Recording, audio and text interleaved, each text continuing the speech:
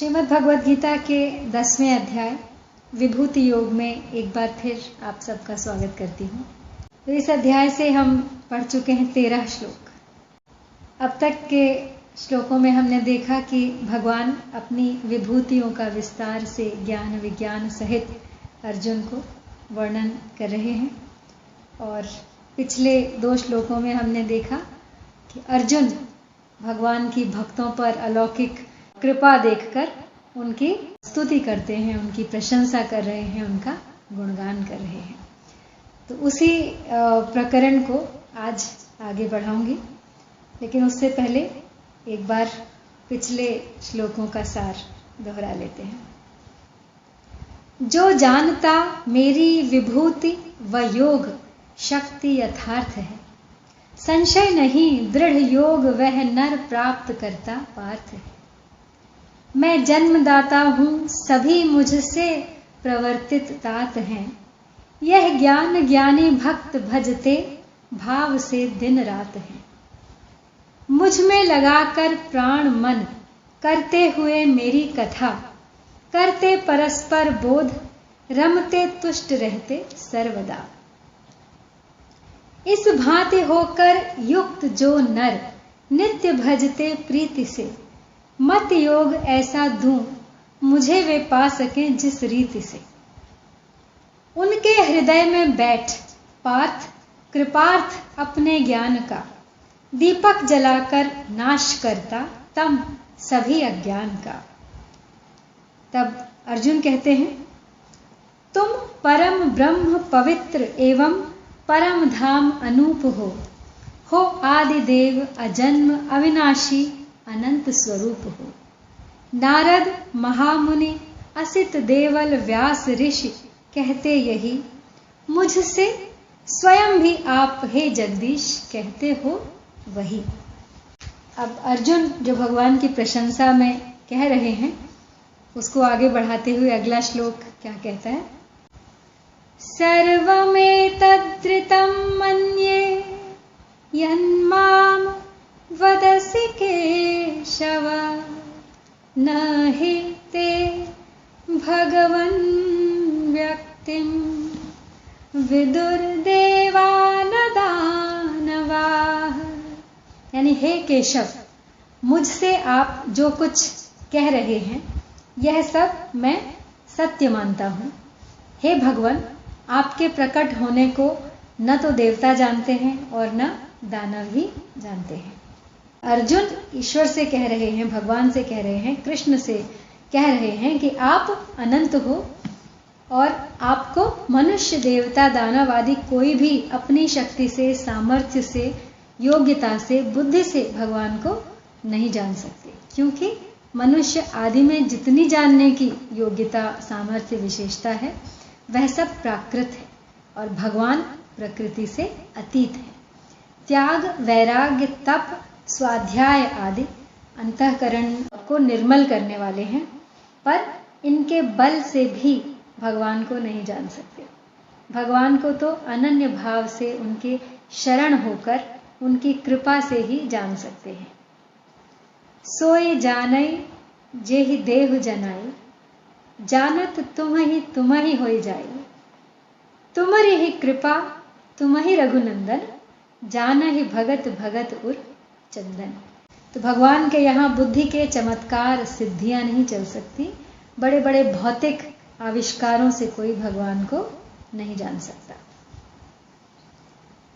स्वयमेव आत्मना आत्मानं वेत्थ त्वं पुरुषोत्तमं, भूत भावन भूतेश देव देव जगत्पते।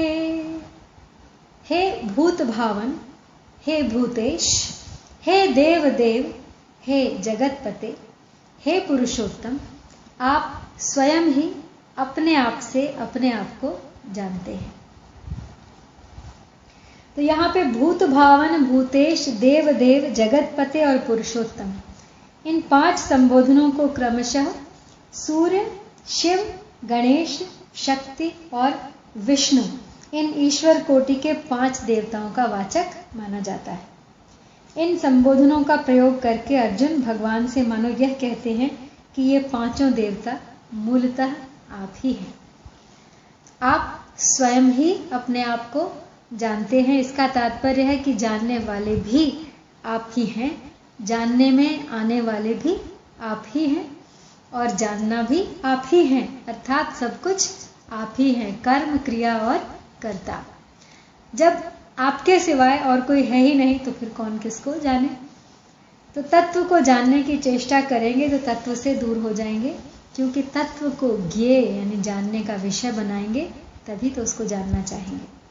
अब तत्व तो सबका ज्ञाता है, ज्ञेय नहीं।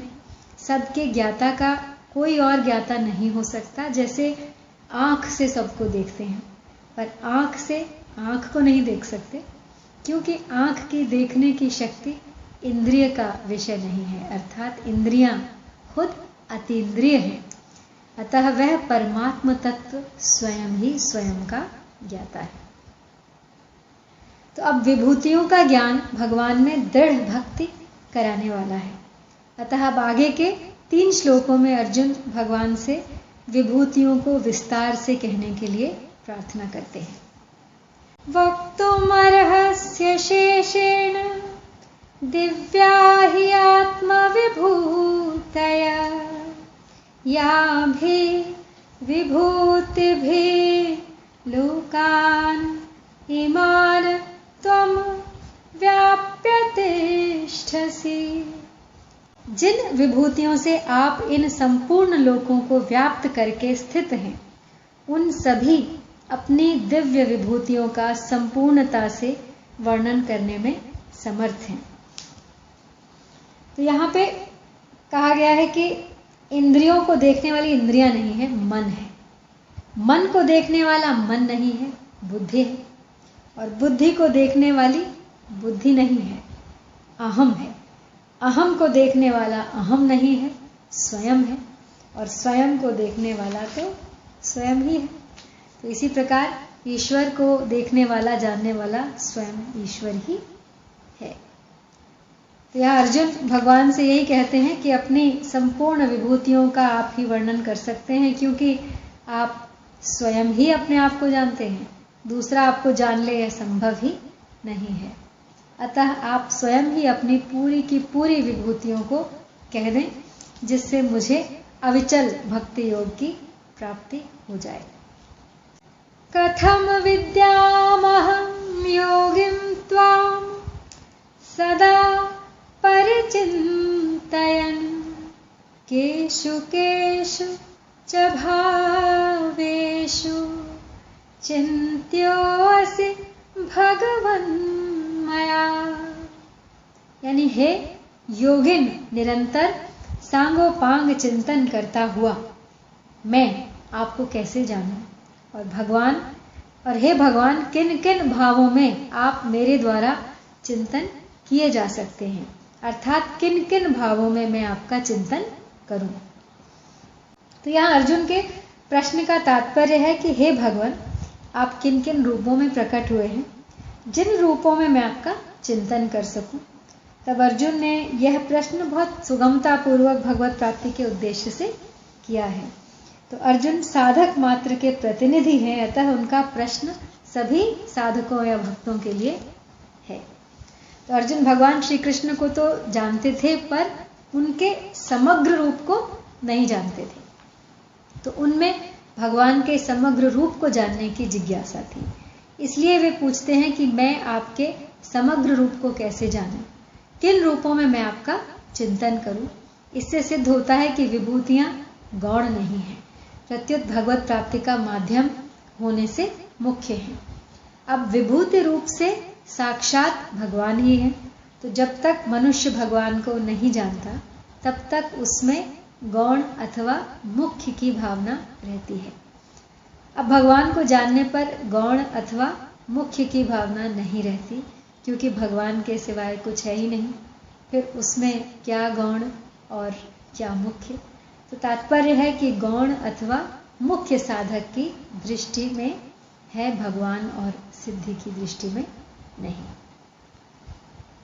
अगला श्लोक है विस्तरेणात्मनो योगं विभूतिं च जनार्दन भूयः कथय तृप्तिर्हि शृण्वतो नास्ति मे अमृतम्।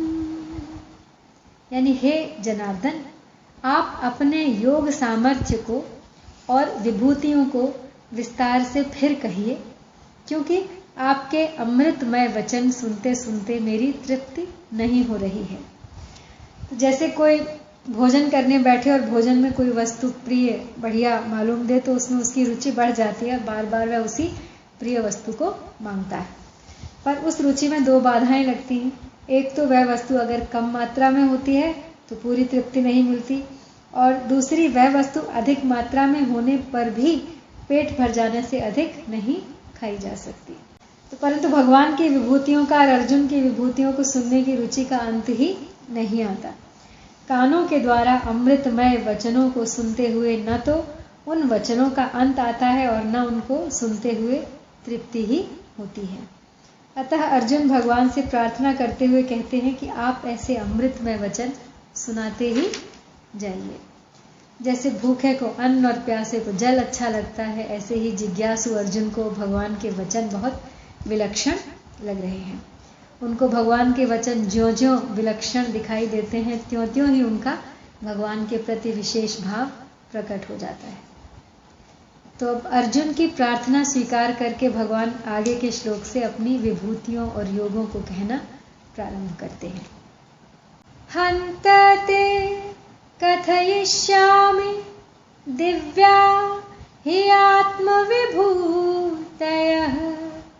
प्राधान्यतः कुरु श्रेष्ठ नास्ति अन्तो विस्तरस्य मे। हाँ ठीक है, मैं अपनी दिव्य विभूतियों को तेरे लिए प्रधानता से संक्षेप से कहूंगा। भगवान कह रहे हैं क्योंकि हे कुरुश्रेष्ठ, मेरी विभूतियों के विस्तार का अंत नहीं है। तो यहाँ पे ये बड़े आश्चर्य की बात है कि सुनने में तो आदमी बहुत कुछ सुन सकता है, पर उतना नेत्रों से नहीं देख सकता, क्योंकि देखने की शक्ति कानों की अपेक्षा सीमित है। तो अब कान का विषय शब्द है, और शब्द दो तरह का होता है, वर्णात्मक और ध्वन्यात्मक। तो कान के द्वारा शब्दों को सुनकर हमें प्रत्यक्ष का भी ज्ञान होता है और अप्रत्यक्ष का भी ज्ञान हो जाता है।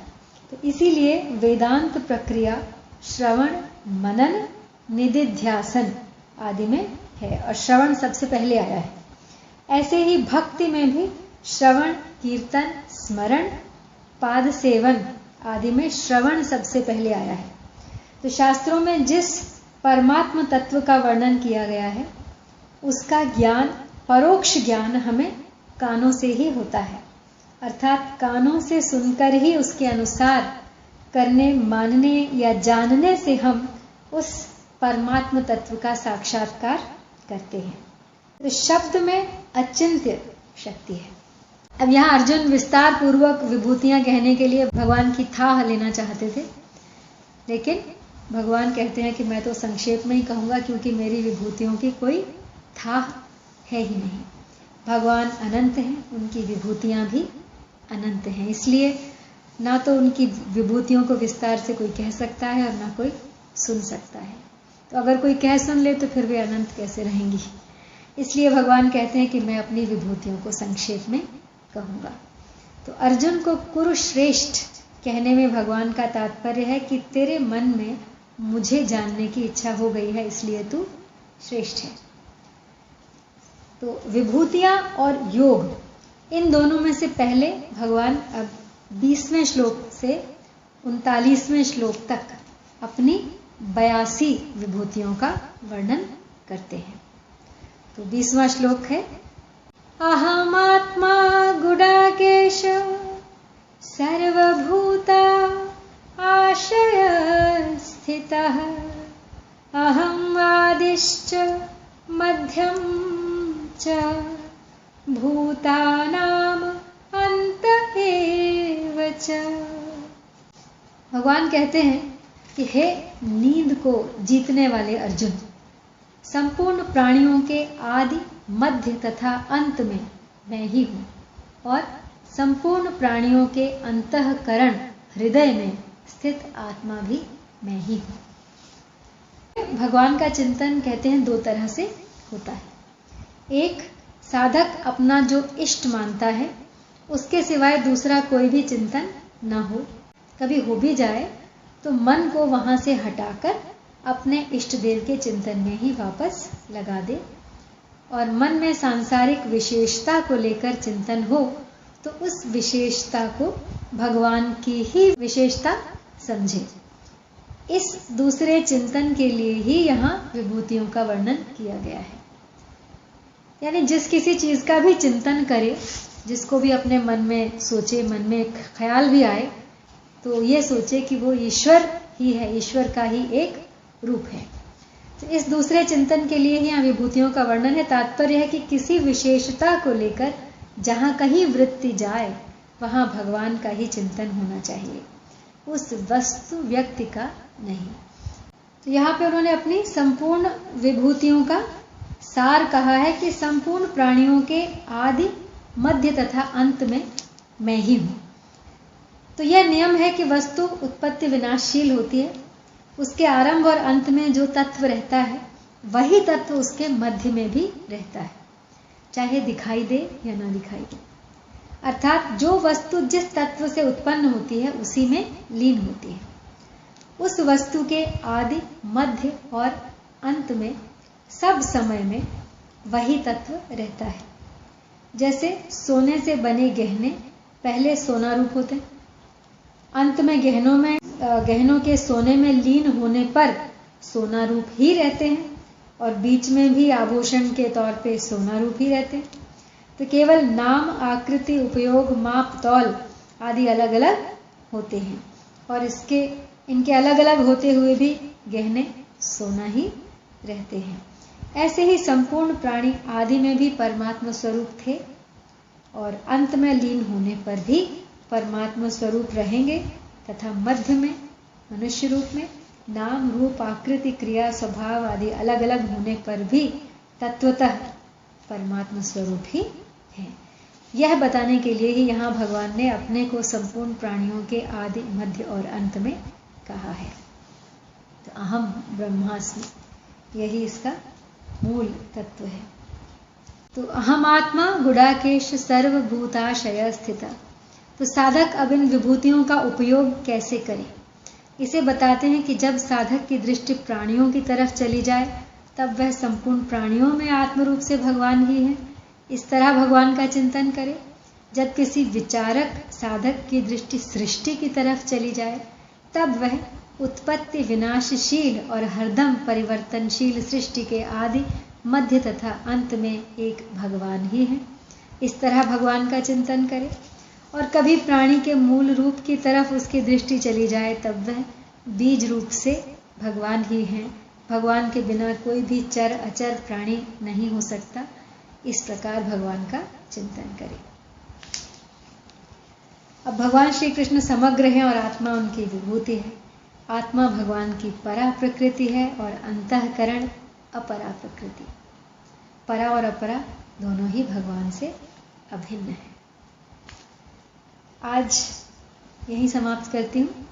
तो हमने 82 विभूतियों का यहाँ पे जिक्र सुना है, तो इसको आगे इसी प्रकरण को इस अध्याय के अंत तक जारी रखा जाएगा। तो तब तक के लिए आपसे विदा।